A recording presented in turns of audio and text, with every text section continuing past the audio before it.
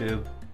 Welcome to round 2 Woodworks, part 2 of the frameless picture frame that we're doing from Woodworking for Mere Mortals over there at Steve Ramsey's site. I thought it was a good idea, so I thought I'd try it out. So we're into part 2.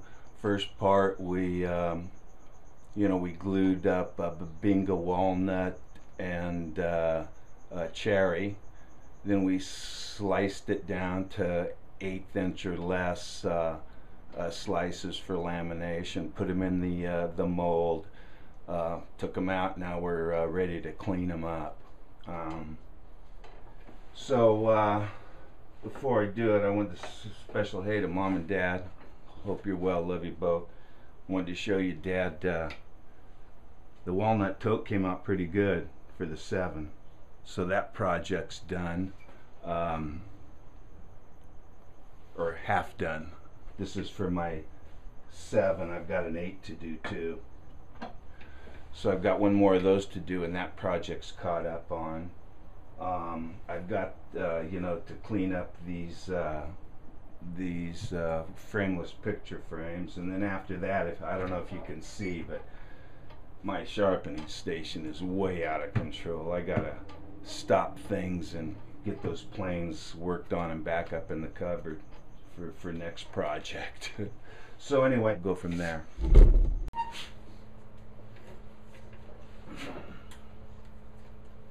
Okay, we've got them all stripped down to 1/8 inch or less, and now comes time to glue this frameless picture holder up.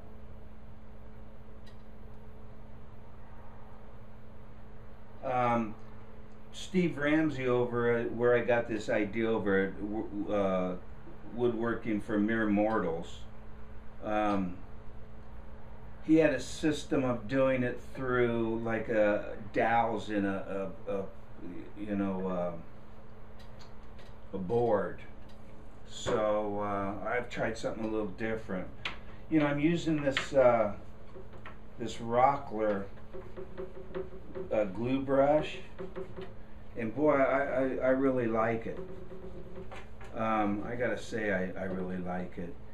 And once you get the glue spread, you can go like this, and it leaves little grooves, kind of like the trowel when you're laying tile. Gives the glue somewhere to spread, and when it dries, it just peels right off.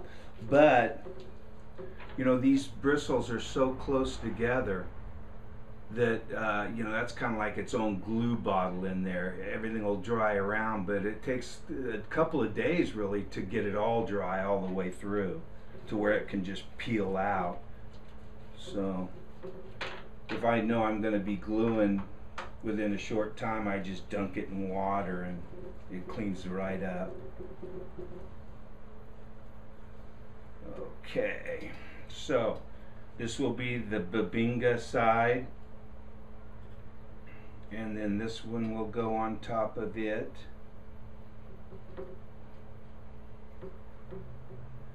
And then we need to get a nice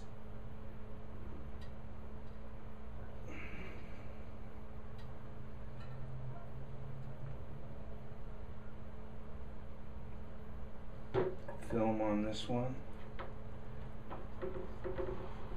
So anyway, a problem that I had that when I was doing this, what you do is you take 3 boards. You saw the Babinga and stuff that I glued together and that I split. Well, over on Woodworking for Mere Mortals, he used these all the way through. Well, I said, well, geez, you can't see those inner ones, why don't I just use pine? And actually, I think it was a good idea. However, pine has knots in it. Knots don't like to bend. Knots are my nemesis. I don't like knots. but in pine you got to put up with them, and I didn't think about it.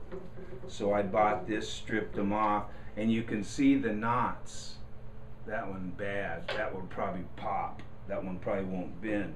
But what I did is I wet these with my garden hose, you know, and hopefully that'll get them loose enough to be able to bend in this form that we're going to do.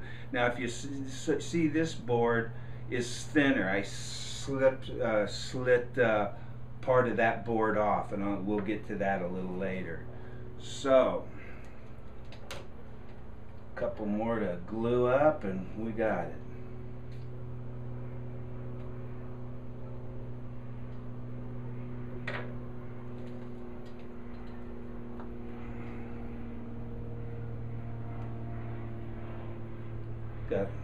Got to clean my bottle here. I've been gluing a lot lately. Yeah, these brushes, you know, they were on sale at Rockler for less than a bag of those little acid brushes, you know, those use once and throw away. I've used these things, God, a lot. They just peel right off. I like them a lot. Okay, so that's the fourth board.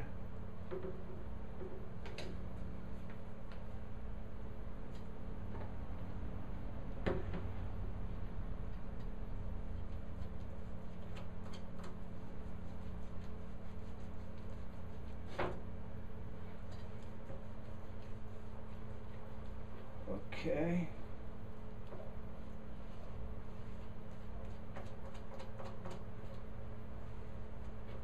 And the last decorative board.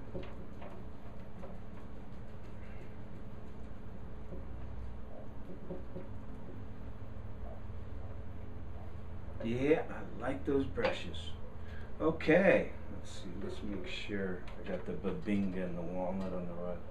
Babinga's on top. Yeah, that's right. Okay, let's take this over to the bench and I'll show you how we're going to clamp it down. A little different method than Steve Ramsey.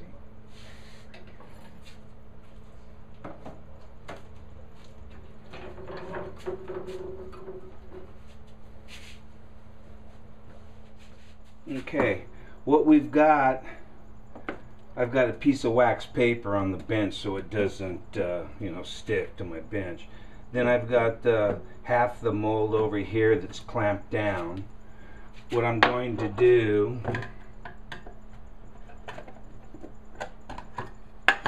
is take a little wax and rub it over both molds to prevent any sticking. I'm going to take a little wax. I'm even going to put it on the bottom of the wax paper just for extra giggles. Okay. Now, I told you that I cut that that board. Well, here it is, and it's in packing tape, the other side of it. So what we want to do is we want to lube this up real good with wax. Okay. And we want to stick this right down in there.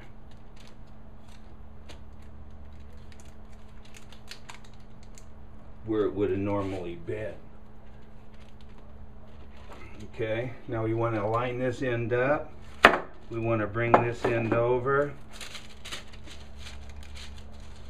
And we'll start with one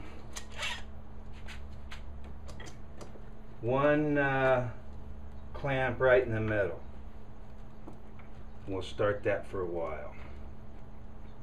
Slowly bring it in, and hopefully we won't hear a pop.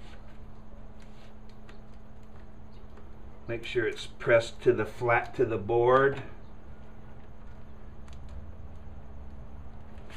and just keep cranking it down.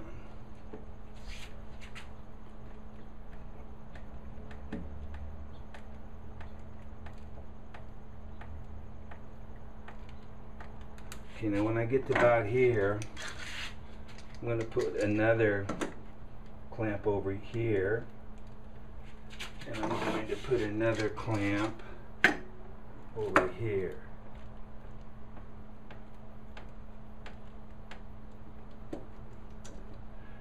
You just got to keep adjusting these things.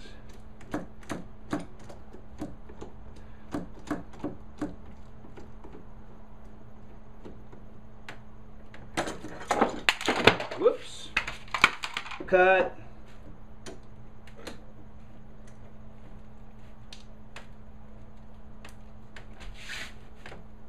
You just got to do them little at a time to keep them all on.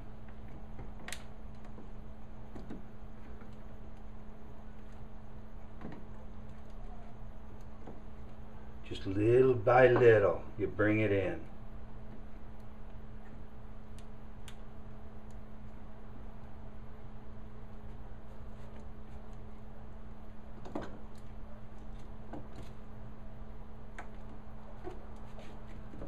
Little by little. Now it's getting real tight. Now what I want to do,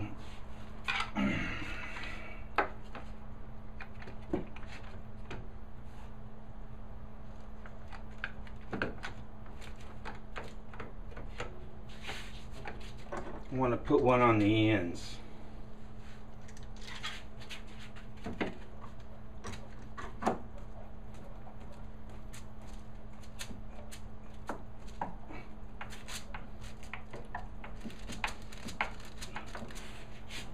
Just keep cinching them down. Okay. Now they're pretty tight. I'm going to back them off just a little.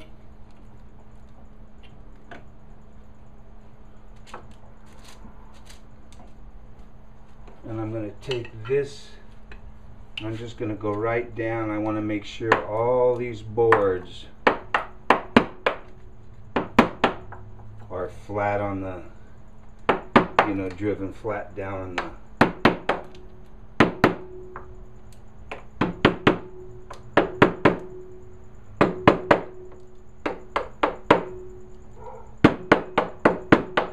these had to go down.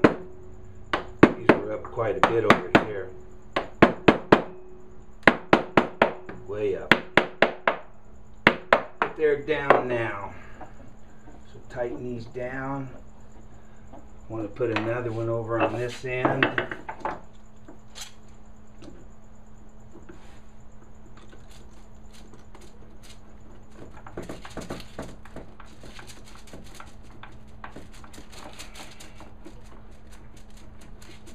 This will get the ends nice and tight so they don't fray.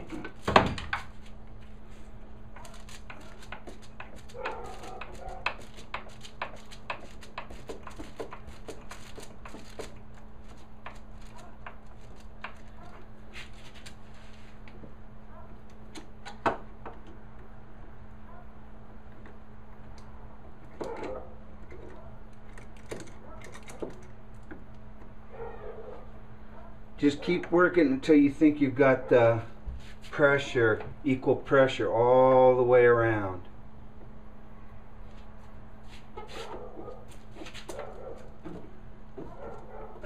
And my equal pressure is about as tight as I can do the clamps. Okay, that's it. Now, what I suggest from experience is take this off. Take this off. Turn this over and get this off right now so it'll dry.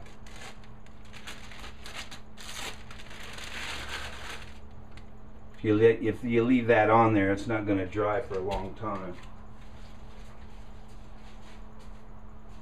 Alright, that's how I do it. It's the mold I made. You know, other than the bending it around the dowel, seems to work. We'll see how it does when it dries, and we'll take it out of here.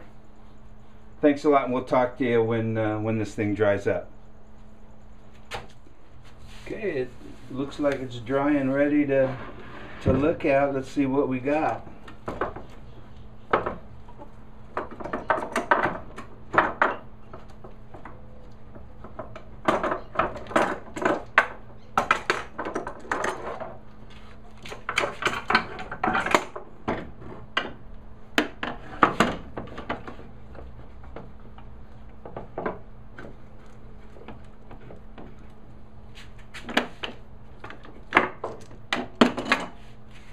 Okay, that wax keeps it off real good from sticking.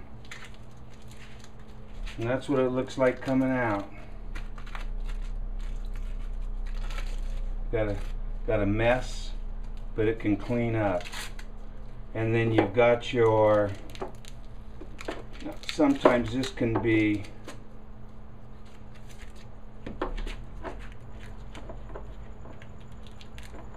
you got to be real patient on this. You want to work it out real nice and slow, or it'll break in there and then you'll have to go digging.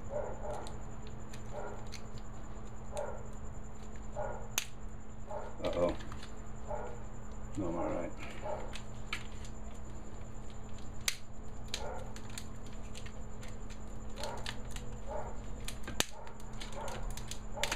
Okay. So there's that groove. And again, there's a knot that popped. So what can I say about that knot? Except that I wish I could have found some pine without it. I really didn't think about it, but I should have thought about it.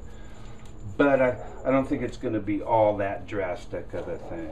So now it just comes to cutting off the ends, sanding it up, and finishing it. So there you go. Till next time. What we'll do first is we'll use the oscillating spindle sander to get most of the glue and what big defects out. But before we use the sander, we will use this card scraper, and we will scrape the biggest chunks off as we can. And if your card scraper is good, man, you can almost get away with sanding. But I don't have the best hands, so I've got to use the power equipment with big thick gloves on. So we're going to do the card scraping, we're going to do the oscillating sander, then we're going to do the little corner cat sander, with a 220 or 300 or something on it just for final. And then we will put the